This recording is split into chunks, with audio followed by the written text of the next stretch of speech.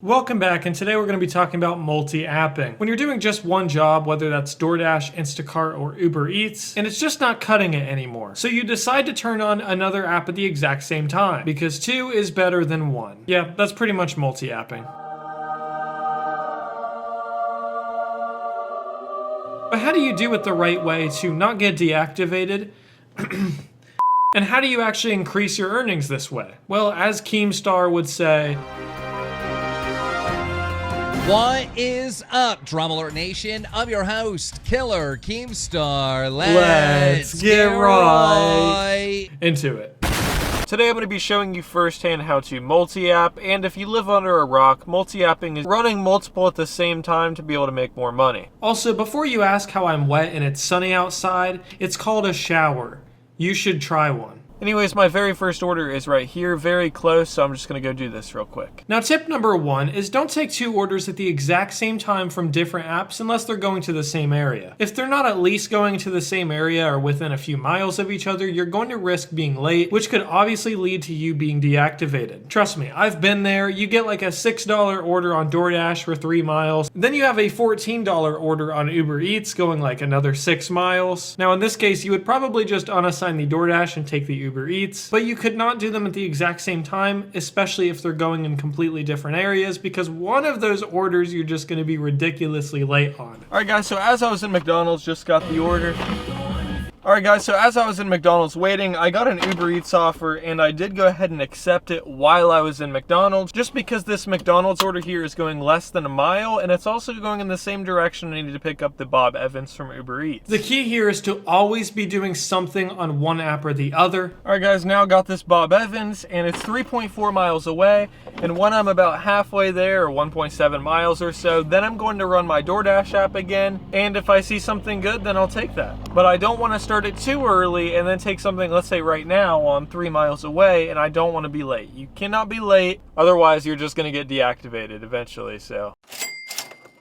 Alright guys, next up we have this Taco Bell. I just tried their lobby and it's closed, which kind of sucks, but there is nobody here, so this should be pretty easy. As I was arriving to drop off the DoorDash, I got this really solid Uber Eats order that I took, dropped off the DoorDash, paused my dash, then went and got the Uber Eats order with 0 seconds of downtime. Now, as I'm about 2 minutes away from the drop-off for the Uber Eats order, then I decided to run DoorDash again, and then I got this Penn Station offer. If it's busy enough, multi-apping almost completely gets rid of your downtime, and even if it's not that busy, you're just going to make more on the hour multi-apping. It gives you a higher selection of orders, which means you can be more selective in the ones that you do take. Like if I'm multi-apping and I see a $4 order, even if it's going like a mile, like they can lick my penis, to be honest, because I'm not taking it. Alright guys, just picked up this order from Penn Station right here. Pretty damn good, but I mean, it is just ridiculous. Look at this Uber Eats order it just sent me. That is $11 for 1 mile. So that was when I was actually at Penn Station. Now granted, I waited 15 minutes and this one's going 3 miles. I'm gonna deliver the DoorDash going 3 miles, then I'm gonna come back, get hopefully the Penn Station there will be ready,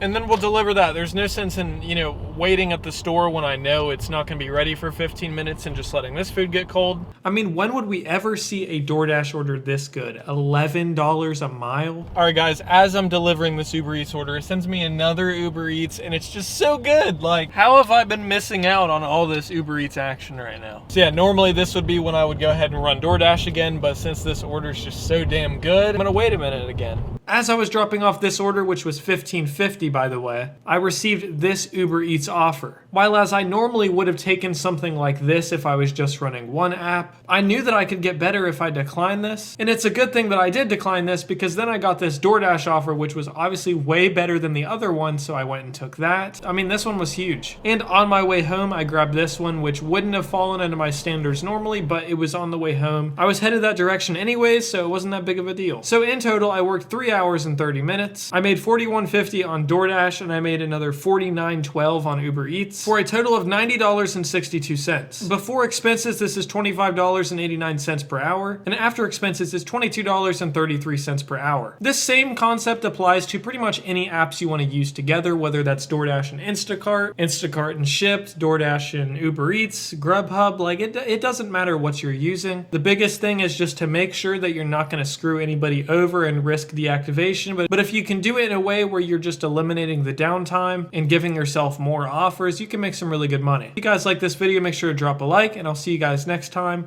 Dash on.